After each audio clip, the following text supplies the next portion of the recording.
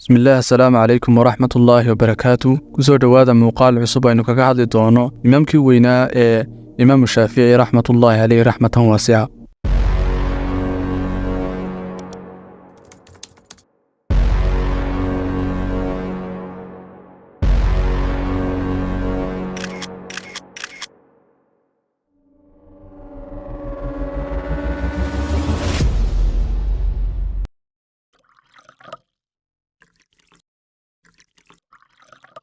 أبو عبد الله محمد بن إدريس الشافعي وإمامك مذهب الشافعية أو كوبادان يمن شام إندونيسيا ماليزيا بريغا أفريقيا iyo wadamo kale oo tiro badan ahna madhabka ummadda Soomaaliyeed inteeda badan ay haystaan Imaam Shaafici waxa uu ku dhashay Gaza wadanka Falastiin sanadkii 150 Hijriyada waana sanadkii uu geeriyooday imaamkii weynaa ee Abu Xaniifa waan kaga soo hadalay muuqaalkii ugu horeeyay aabii yaraan ayuu ku dhintay waxaana agoonnimo ku korisay hooyadii markii uu laba jirsaday ayay ula guurtay dhanka iyo magaaladii barakeysneed ee Makka si uu ehelkiisa ugu dhex noolaado afarta imaam ee madhabyada waa midka kali ah ee ka dhashay reerkii udgoon badan nabigeena Muhammad sallallahu alayhi wasallam ee Quraysh yaraantiisii waxa uu aad u jeclaa shiishka fallaadhaha ilaa uu aad ugu xeel dheeraaday oo 10kii fallaadhoodba uu sagaal la heli jiray taasi oo keentay inuu dhakhtarku uga digo qoraxda badan ee uu taagan yahay inay u keeni karto cudur sidaas oo kale waxa uu aad ugu horumaray af Carabiga iyo suugaantiisa wuxuuna ahaa gabya heerkiisu aad u sareeyo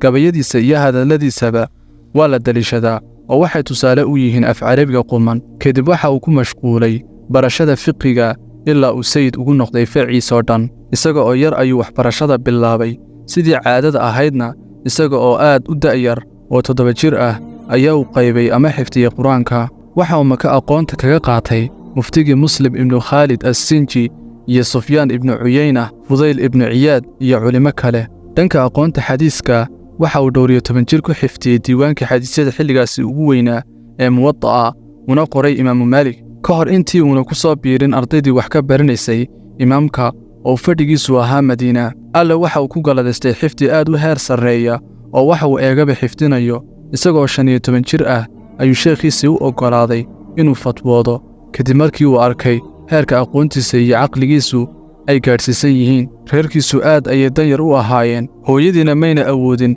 inay kharashka dugsiga ka bixiso sidaas awgeed waxa uu caawin jiray macalinka oo kabiir u ahaa ama macalin yare sidaas ayuuna ku dhigan jiray dugsiga saboolnimo awgeed ma uusan awoodin inuu gato warqado oo casharka ku qorto wuxuuna wax ku qoran jiray lafaha xoolaha wuxuu imaamku aqoon kororsi ugu socdaalay meelo badan Baghdad waxa uu arday ugu noqday Imaam Muhammad ibn Hassan al-Shaybani oo ahaa ardaygii Imaam Abu Xaniifa sidaas awgeed labadii madrasadood ee xilliga ugu waaweynaa midii Imaam Maalik oo xadiiska awoodda saartay iyo midii Imaam Abu Xaniifa oo fiqiga awoodda saartay wax buu ka bartay wuxuuna aad ugu dadaalay guul weyn ka gaadhay sidii uu isugu soo dhaweyn lahaa imaamkani waxa uu dajiyay laba cilmi oo aad muhiim u ah cilmiga xadiiska iyo cilmiga usulul fiqiga waxa uu ahaa aftahan caqli badan oo aan dooda laga helin sunnadana aad u difaaca ilaa lagu naanaysay u gargaarihii sunnada waxa uu ahaa nin dheer oo quruxsan